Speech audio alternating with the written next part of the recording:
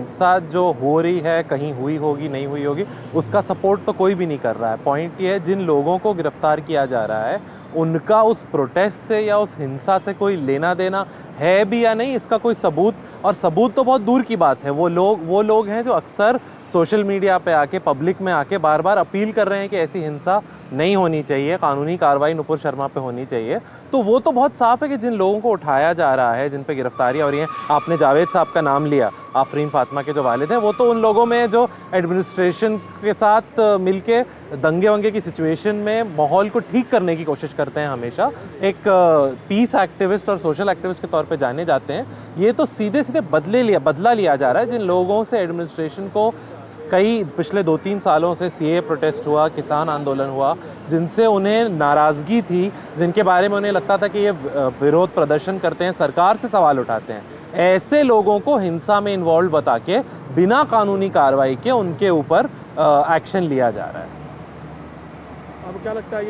ये कानूनी तौर पे ये कितना सही है? ये नहीं, इसका तो कोई कानूनी बेसिस है ही नहीं, क्योंकि आप देखिए जिस तरह से जावेद साहब के घर को ध्वस्त, पहले तो उनको जैसे गिरफ्तार ही किया और उनकी 36 घंटे तक उनकी बीवी और बेटी को एक तो रात को 12 बजे के बाद ले करके गए, जो कि कंप्लीट लॉ का वायलेशन है। आप किसी महिला को अगर गिरफ्तार करना हो आपको सूरज ढलने के बाद, तो जुडिशियल मैजिस्ट्रेट का ऑर्डर चाहिए होता है, ये कानून है, और उसमें रीजंस दिए जाते हैं। ऐसा कोई ऑर्डर भी नहीं लिया गया, उनको 36 घंटे रख के छोड़ दिया और उन्हें बताया ही नहीं गया कि उनको गिरफ्तार क्यों किया था, और बस ये कहते रहे, उनके बच्चों को धमकी देते रहे कि अपनी माँ को ले जाना है तो पहले घर खाली करो। यानी कि घर को तोड़ना, वो बिना किसी जांच के, बिना किसी पड़ताल के घर तोड़ना वो पहले दिन तय कर चुके थे कि जावेद साहब एक बड़े मुसलमानों में एक नुमाया शख्सियत हैं इलाहाबाद में, उनका घर गिराना है, और जो जो आवाज़ उठाने वाले लोग हैं और ख़ास करके मुसलमानों में जो ऐसे लोग हैं उनकी हिम्मत तोड़नी है, वो इरादा करके किए हुए थे। इसलिए कोई कानूनी कार्रवाई इसमें नहीं की गई है।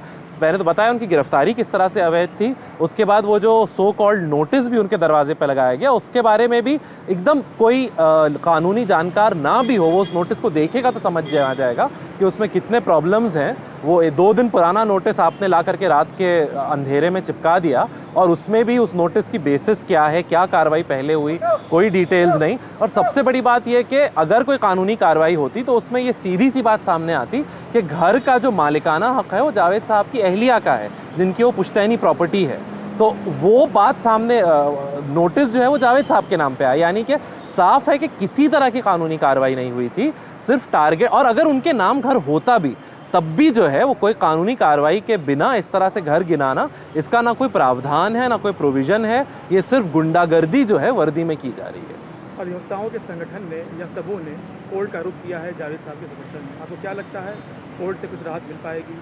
देखिए, कोर्ट के पास तो कल भी अपॉर्चुनिटी थी राहत देने की, अल्टीमेटली कोर्ट से ही राहत, वही प्रोसेस है जिससे कि राहत मिलेगी, लेकिन अभी तक का जो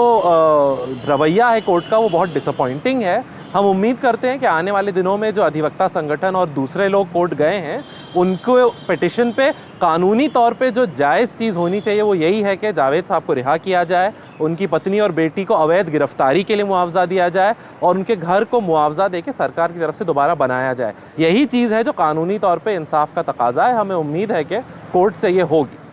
अभी तक का लेकिन कोर्ट का रवैया निराशाजनक है।